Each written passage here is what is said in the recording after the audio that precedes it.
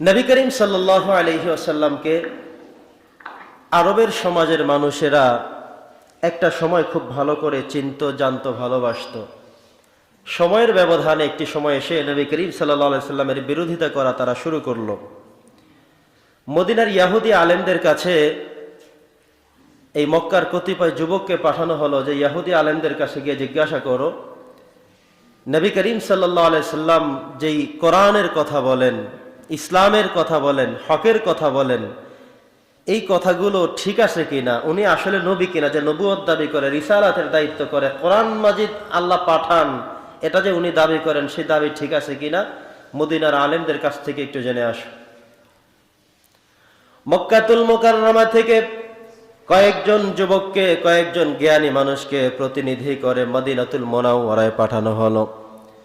তারা ইহুদি আলেমদের কাছে গেল।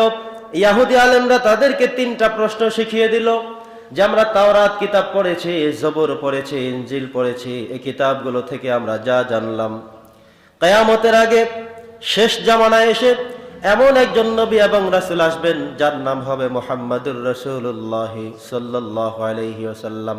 তিনি মানুষদেরকে আল্লাহর পথে ডাকবেন, ন্যায়ের কথা বলবেন, সত্য কথা বলবেন, থাকবে তার কোয়ালিটি, বৈশিষ্ট্য, কোয়ান্টিটি। তোমরা তাকে গিয়ে 3টা প্রশ্ন জিজ্ঞাসা করবে। আমরা জানি, আমরা তাওরাত থেকে পেয়েছি, ইনজিল কিতাব থেকে পেয়েছি, তিনি যদি আসলে সেই নবী হয়ে থাকেন তাহলে 3টা প্রশ্নের জবাব কেবলমাত্র তিনিই দিতে পারবেন। আর যদি তিনি নবী না হন, অন্য কিছু হয়ে থাকেন, তাহলে একটারও জবাব তিনি দিতে পারবেন না। 1 নম্বর প্রশ্ন হলো, অনেক বছর আগে এমন কতিপয় যুবক ছিল যেই সমস্ত যুবকেরা ইসলামের জন্যে, তাওহীদের জন্যে, আল্লাহ তাআলাকে বিশ্বাস করার কারণে দেশ পরিত্যাগ করতে হয়েছে, ঘর বাড়ি ছেড়ে দিতে হয়েছে। ওই ইতিহাস থেকে বলতে হবে যে ওই যুবকরা কারা, তাদের ইতিহাস বলতে হবে।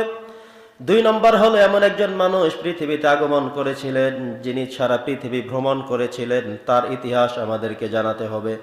আর 3 নম্বর হলো, মানুষের শরীরে যে রূহ থাকে, রূহ থাকলে একটা মানুষ জীবিত বলা হয়, রূহ থাকলেই মানুষ বলা হয়। আর রূহ না থাকলে মানুষকে মুর্দা বলা হয়, মাউত বলা হয়, কিছুই তারা করতে পারে না। এই 3টা প্রশ্নের জবাব তিনি দিতে পারবেন যদি তিনি নবী হন, আর যদি তিনি নবী না হন তাহলে তিনি জবাবগুলো দিতে পারবেন না। এবার ইহুদি আলেমদের কাছ থেকে ফিরে এসে এই যে সমস্ত যুবকদেরকে, জ্ঞানীদেরকে এই সমাজ থেকে পাঠানো হলো, তারা এসে বললেন মুহাম্মাদুর রাসূলুল্লাহ সাল্লাল্লাহু আলাইহি সাল্লামের কাছে আমরা যাব 3টা প্রশ্ন নিয়ে। জোরে বলেন কয়টা? এই 3টা প্রশ্নের জবাব তিনি দিতে পারবেন সুন্দর করে। ইতিহাস তিনি শুধু জানবেন যদি তিনি নবী হয়ে থাকেন। যদি তিনি নবী হয়ে থাকেন প্রশ্নের জবাব দিতে পারবেন, আর যদি তিনি জবাব দিতে পারেন তাহলে তাকে মানতে হবে।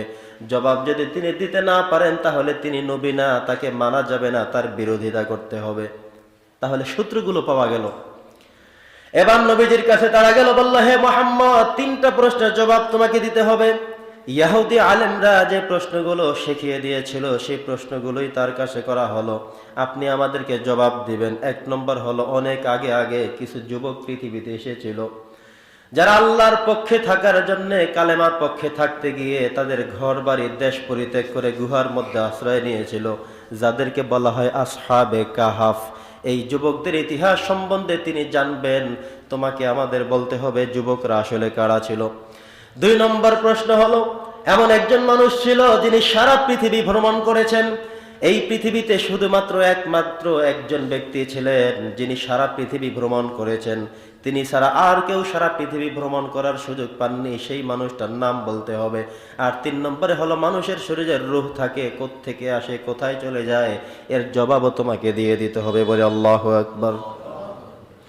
নবী করিম সাল্লাল্লাহু আলাইহি সাল্লাম প্রশ্নগুলো শুনলেন এবং তাদেরকে সাথে সাথে জবাব না দিয়ে বললেন, তোমরা আগামীকাল আসো, আমি জবাব দিয়ে দিব। কিন্তু তিনি একটা কথা বলতে ভুলে গেলেন, সেটা হলো ইনশাআল্লাহ। নবীজি বললেন, যাও, কালকে আসো, জবাব দিব। ওই কাফেররা চলে গেল। আগামীকাল তারা প্রস্তুতি নিয়ে আসলো যে মুহাম্মদকে জিজ্ঞাসা করেছি, 1 দিনের সময় নিয়েছে, আগামীকাল জবাব দিবে। গতকাল এসেছিল 4 জন, আজকে এসেছে 8 জন।